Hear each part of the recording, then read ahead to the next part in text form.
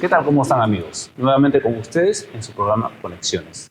Hoy nos toca una súper entrevista con Zuliana Lainez Otero, presidente de la Asociación de Periodistas de Perú. ¿Así es? Así es, Arturo. Un placer estar aquí. Muchas gracias por tenerte aquí.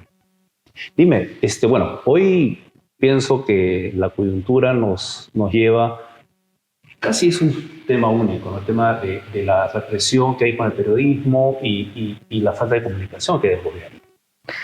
Sí, estamos en un momento bien complejo. Nosotros ya desde el año pasado calificamos esta situación como un momento en el que el periodismo está literalmente bajo asedio, ¿no? O sea, no estamos en una situación en la que digas, mira, las amenazas solo vienen de gobiernos regionales que no dejan hacer cobertura o de determinados grupos extremistas que acosan a periodistas, ¿no? El periodista está en el centro y tiene a un poder legislativo que no deja de intentar la fórmula para silenciarnos. Recordemos que el año pasado tuvimos 42 días, además lo recuerdo con esa precisión, porque fueron 42 días en los que estuvimos casi con varias instituciones que están instalados en el Congreso de la República para traer atrás una ley mordaza, ¿no? Una ley que pretendía la famosa ley, ¿sí? Elevar los años por difamación. Y que prácticamente en un país donde el acoso judicial es moneda corriente, porque en este país cuando un político está incómodo por alguna denuncia que hiciste, te dice, te voy a querellar, me estás difamando, y instrumentaliza el sistema de justicia para intentar silenciarte. Fueron 42 días con buenos resultados, porque de hecho se logró frenar la ley mordaza. Pero era increíble, y a mí me tocó con el Consejo de la Prensa, IPIS, la asociación, reunirnos con todas las bancadas. Y lo primero que nos decían los parlamentarios era, ¿pero para qué el periodismo? ¿Por qué se preocupa? Este es un proyecto de ley que solo debería preocupar a difamadores. Y nosotros le decíamos, no, se equivocan, porque venimos aquí con estadística en mano, ¿no?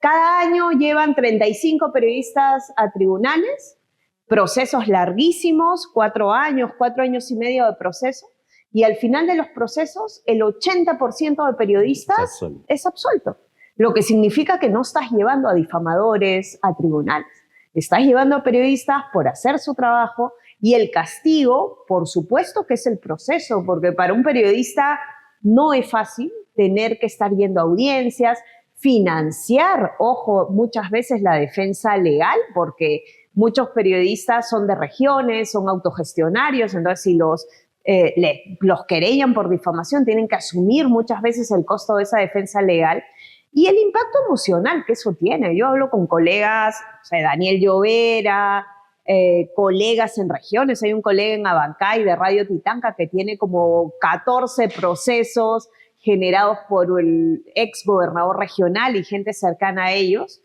y que te dicen, no me puedo concentrar en mi trabajo porque yo quiero dedicarme a esta investigación y al otro día tengo audiencia y tengo que estar hablando con mi abogado, porque claro, un país en el que la independencia de justicia no es necesariamente la norma, no sabes, por más que hayas hecho bien tu trabajo, si te pueden condenar o no, ¿no? Sí, no, lamentablemente, evidentemente la justicia, por decirlo de alguna manera, o el proceso para llegar a la justicia, es muy largo y eso quita tiempo y te desconcentra y te quita ánimo de hacer cualquier cosa, ¿no? Pero además, ¿qué queremos si tenemos, nuestra presidenta, ¿no? El ejemplo que tenemos todos los peruanos, no se comunica con la prensa? ¿Qué podemos hacer con eso? Bueno, este es un país en el que el silencio se está imponiendo, ¿no? Porque, ojo, venimos de un escenario, recordemos que aquí hemos tenido periodistas que no podían entrar al hemiciclo en su momento, que ya la pandemia estaba hiper superada y te decían, no pueden entrar por pandemia, y después no, porque Defensa Civil dice que la estructura, y se tuvo que pelear hasta que dejaron entrar a los colegas al hemiciclo.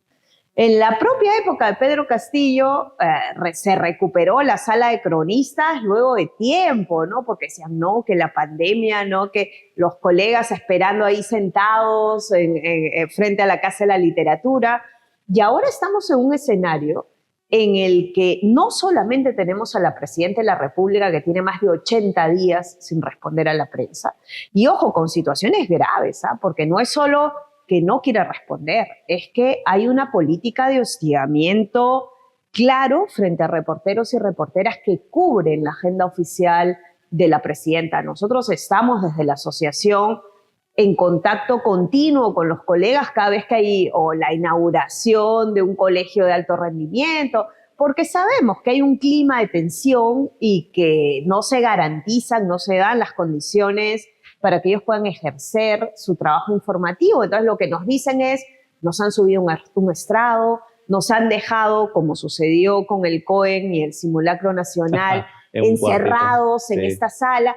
Es más, tengo colegas reporteras que te dicen no te dejan ir ni a los servicios higiénicos, mientras la Presidenta está en el interior de un colegio hablando para inaugurar una determinada sala, ¿no? O sea, estamos en ese nivel de hostigamiento y eso no es propio de una democracia. Luego que a la Presidenta le pregunten sobre temas que son de interés público. A ver, ella dejó de hablar el 5 de abril en la famosa conferencia en la que supuestamente respondía a las denuncias por el uso de los Rolex y otro tipo de alhajas de alto valor, y luego no ha vuelto a responder a la prensa. Y cada vez que ha declarado, lo que ha dicho es la prensa estigmatiza, la prensa es tendenciosa, que es lo último que acaba de decir, las informaciones que se dan desde la prensa son tendenciosas.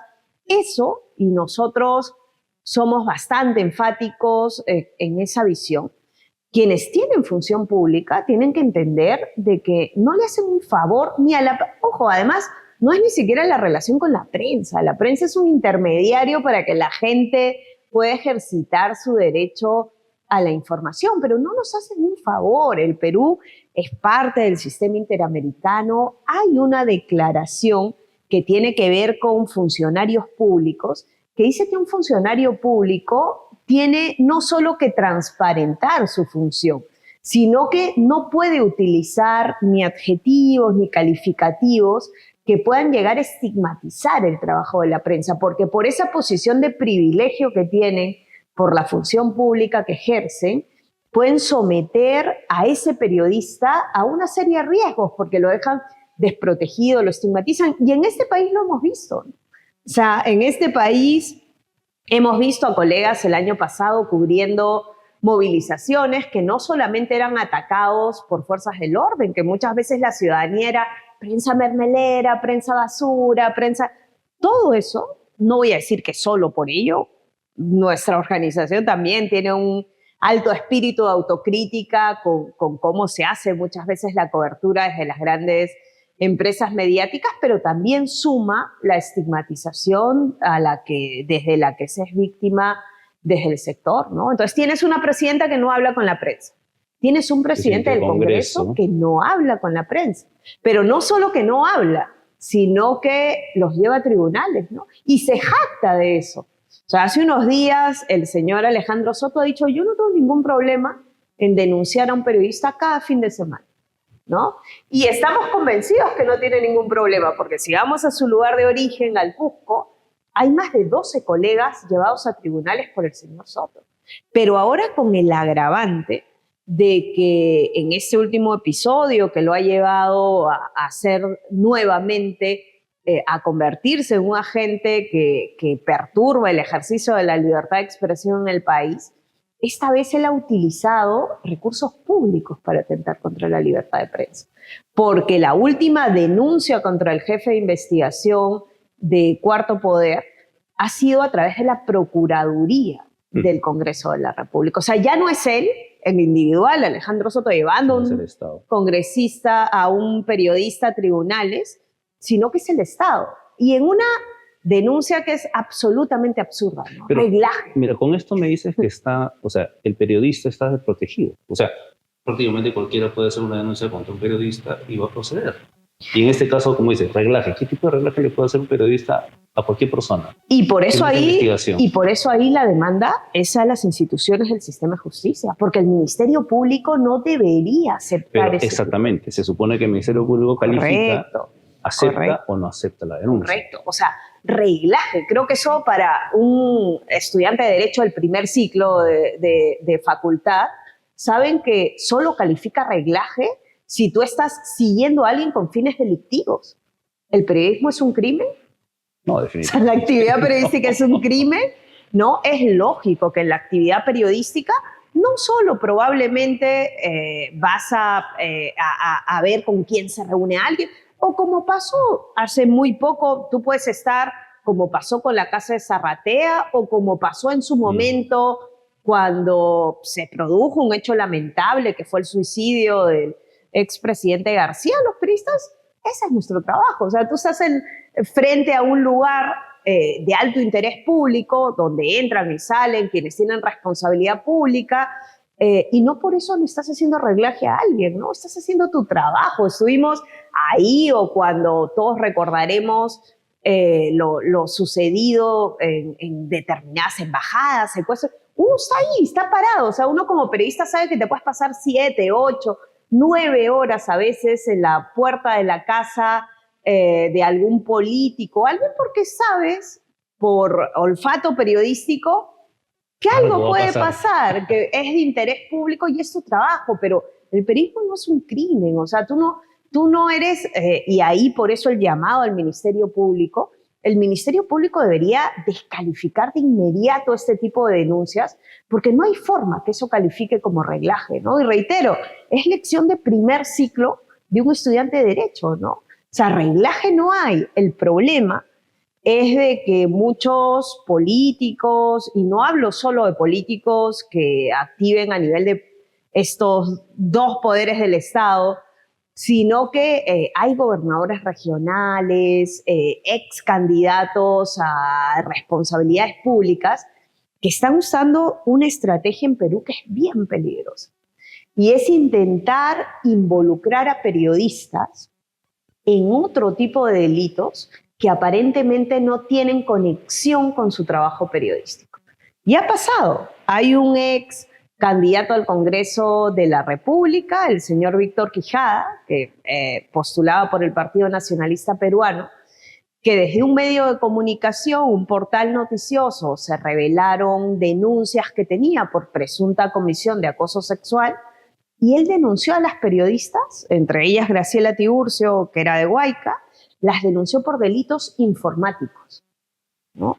No decía delitos informáticos, ¿no? La denunció por ejercicio ilegal de la profesión, en un país en el que para ejercer el periodismo tú no estás obligado ni siquiera a haber estudiado periodismo. No, aquí no existe para nuestra profesión la figura del ejercicio ilegal de la profesión, no existe. Entonces uno no entiende por qué el Ministerio Público acepta esas denuncias, ¿no?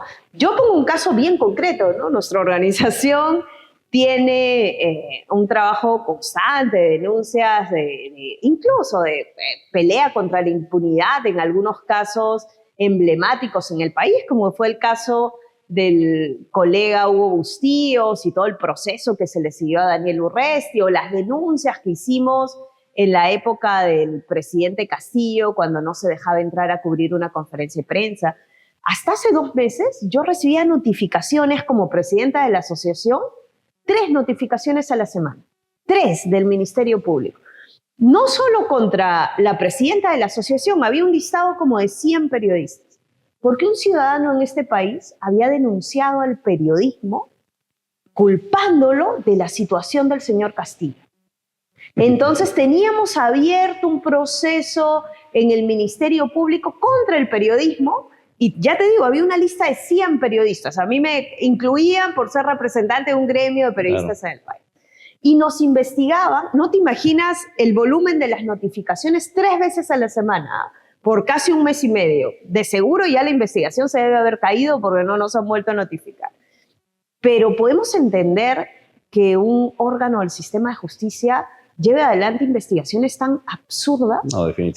O sea, los periodistas vamos a ser responsables de la situación del señor Pedro Castillo, ¿no? Pues, ni de él ni de nadie, hacemos nuestro trabajo, ¿no? Pero ¿y cómo evitar esto? O sea, yo me imagino que habrán hablado con un estudio de abogados o abogados para poder, no sé, tratar de frenar antes de que suceda, ¿no? Porque una vez que sucede ya es todo un trámite que hay que seguir, las notificaciones que te van a llegar y te van a seguir llegando, toda una molestia. O sea, ¿qué se puede hacer?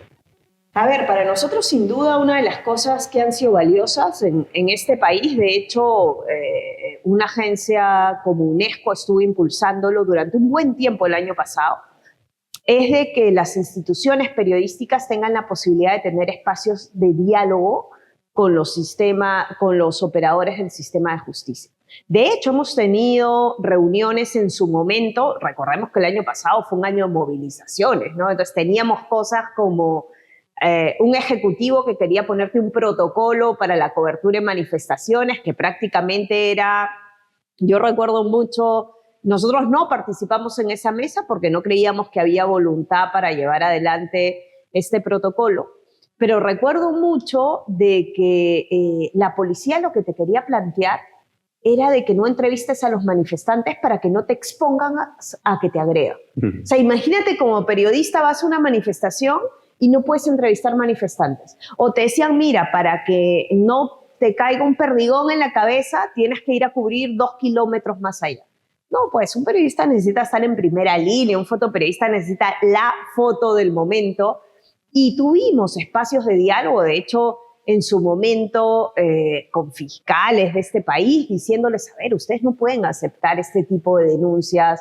Los periodistas no la vamos activos. Bueno, a ver, si tienes la contundencia para iniciar una investigación, adelante. Tampoco somos un sector que tiene que tener privilegios frente a otros, pero todos los casos que conocemos y de los que hemos podido asumir una defensa gremial no resisten la mínima evidencia, ¿no? Entonces dices, no sirvamos de comparsa de aquellos que quieren hostigar al periodismo, porque hay mucha gente que te denuncia sabiendo que esas denuncias se van a caer, pero para un periodista no es cómodo estar recibiendo notificaciones, claro. No es cómodo tener que ir a sentarte en una audiencia frente a un juez. Ese no es nuestro trabajo, ¿no? Entonces, eso lo que hace es disuadirte, ¿no? En su momento hay gente que dice, uy, vamos a seguir con esta investigación, pero mira lo que este fiscal le terminó haciendo a este periodista. Y lo que hay que hacer, o sea, en un país como este, es vital tener instituciones fuertes. O sea, en el periodismo... sí, a veces hay que dejar mucho la parcela y decir, no de, oye, yo no voy contigo o estoy contigo 2 minutos, pero yo quiero ser quien firma. No, pues hay que desprendernos un poco de eso, entender para qué estamos aquí. Sí, yo creo y que lo hemos podido hacer en algún momento, ¿no? O sea, la ley Mordaza no la hubiéramos podido frenar si no hubiéramos sido juntas las instituciones periodísticas. Y a los periodistas nos falta eso, o sea, entender que sí, capaz en la universidad nos han formado en la idea de tú peleas por la primicia con el otro, pero para garantizar actividad hay que ir con una visión más colectiva porque si no nos van a arrasar. No, definitivamente yo creo que el diálogo es importante, ¿no? Y qué bueno que estén como institución también defendiéndose. Bueno, el tiempo siempre nos es corto. Zulana, te agradezco mucho la visita, la entrevista. Gracias por estar aquí. Espero que nos aceptes una nueva visita pronto. Y con ustedes ha sido Arturo Kuhn Conexiones. Nos vemos pronto.